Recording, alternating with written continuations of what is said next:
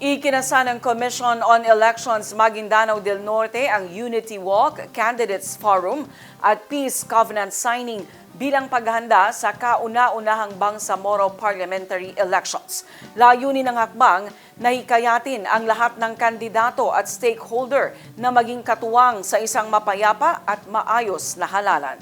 Ang news now mula kay Naptali Velarde.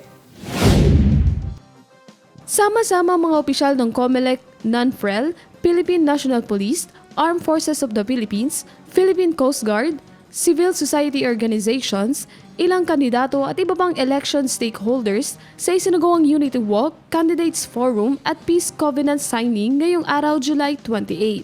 Layunin ng aktibidad na isulong ang isang tapat, ligtas at mapayapa at maayos na pagsasagawa ng kauna-unahang Bangsamoro Parliamentary Elections. Nagpasalamat naman si Maguindanao del Norte Provincial Election Supervisor Attorney Muhammad Dabil Mutya sa kooperasyon at pakikiisa ng mga kandidato sa isinagawang aktibidad. Hinikayat din niya ang lahat na sundin ang mga alituntunin ng COMELEC upang matiyak ang isang tahimik at maayos na halalan, lalo na't ito ang kauna-unahang parliamentary election sa Bangsamoro.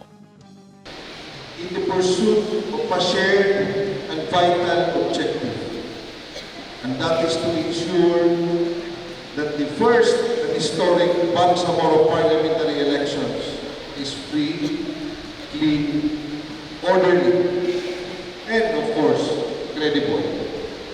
It has to be credible because if not, then after the election, the more na makaka-encounter tayo ng mga problema. So it is not enough that it is free, honest, and orderly. It must have that credibility. So that there will be no doubt that whosoever are elected during this Bangsamoro parliamentary election has the clear mandate of the Bangsamoro people. Nagbayag naman ng suporta sa Commission on Elections sina Brigadier General Ricky Bunayog at Maguindanao del Norte Provincial Director George Bagundol Jr. para sa matagumpay na mapayapang pagsasagawa ng halalan. So asahan niyo po na ang buong suporta ng aming unit para siguraduhin na mapayapa, matiwasay, honest, orderly ang ating eleksyon. And we are always behind you 100% and then some to ensure that all of you will be safe in the conduct of the first ever Bangsamoro Parliamentary Election. Maraming salamat, shukran wa salam, and may God be bless us. Samantala, sinabi ni MP Suwaid Uranun na dapat igalang ang kalayaan ng mga botante sa pagpili ng kanilang nais na mamuno at iwasing impluwensyahan ang kanilang desisyon upang maiwasan anumang sigalot sa halalan.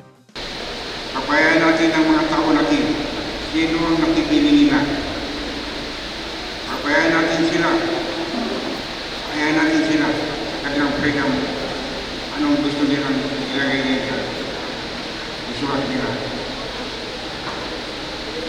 Ngayon, marami na nagsasabi sa amin na ganito, pero pinabayan namin dahil ang Bangsamoro ay hindi pwede magsalita ng hindi maganda sa kapwa niya rin, kapwa ng Muslim o Christian. Kaya magtulong-tulungan tayo, paano ito madisiplina ang programa na ito. Ay kawawa ang ating mga Muslim kung tayo naman ang mga gulo-gulo. Hindi maganda tayo makagulo-gulo na ako. Kailangan masuporta natin ang anuman ang gusto ng gobyerno. Matulungan natin sa mabuting para lahat tayo. Kami mga tulungan. Nanawagan naman si MP Abdul Qudos Balitok ng pagkakaisa sa mga mamamayan at mga botante ng BARM upang sama-samang maisulong ang isang mapayapa, maayos at kapani-paniwalang kauna-unahang Bangsamoro Parliamentary Elections. Reminder of our shared responsibility to keep our election peaceful, honest, and fair. As we prepare for the history of the election let us respect one another. Even if you have a different beliefs and wishes, let us set aside our different and continue to protect the achievement of the past 5 decades.